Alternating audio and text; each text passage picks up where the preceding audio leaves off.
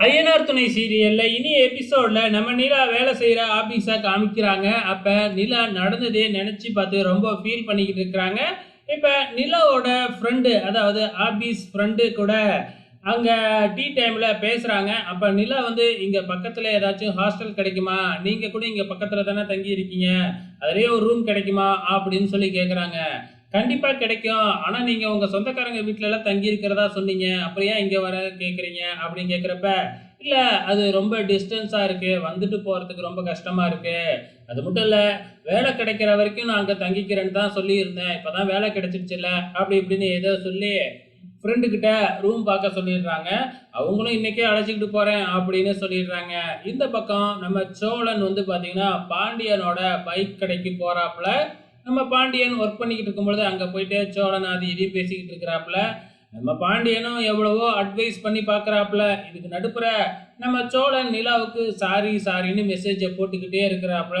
நிலாவும் அதை பார்த்துட்டு கோவத்தான் படுறாங்க. பண்ணுறதெல்லாம் பண்ணிட்டு சாரியா அப்படிங்கிற மாதிரி.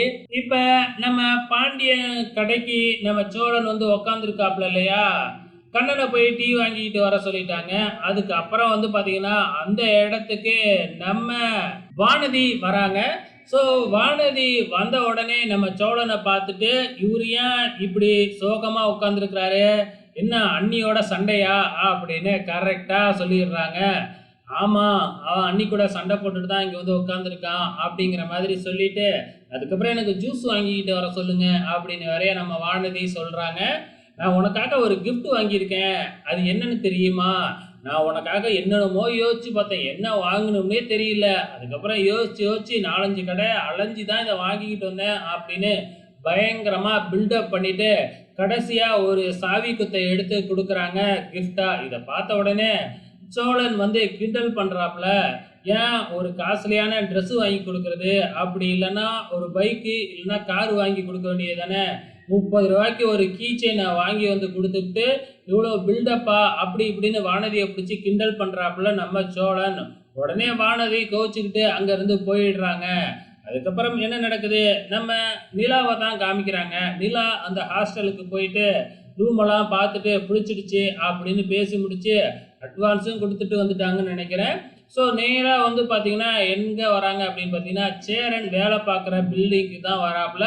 வந்து இந்த மாதிரி நான் ரூம் பார்த்துட்டேனே, என்னை போக வேண்டாம்னு மட்டும் சொல்லிடாதீங்க, நீங்கள் தான் வந்து எனக்கு சைன் பண்ணி அங்கே சேர்த்து விடணும் அப்படின்னு வேறையா சொல்கிறாங்க.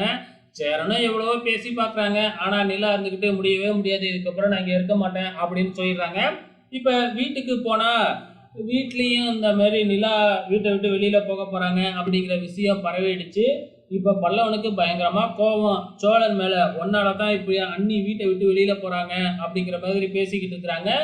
இப்போ நம்ம நிலா பேக் பண்ணிக்கிட்டு வீட்டை விட்டு கிளம்புறாங்க. ஸோ நம்ம சோழன் போய் கெஞ்சி பார்க்குறாப்புல. ஆனால் நிலா கண்டுக்கிறதா இல்லை. ஸோ வெயிட் பண்ணி பார்க்கலாம் அப்கமிங்கில் என்ன நடக்க போகுதுன்னு.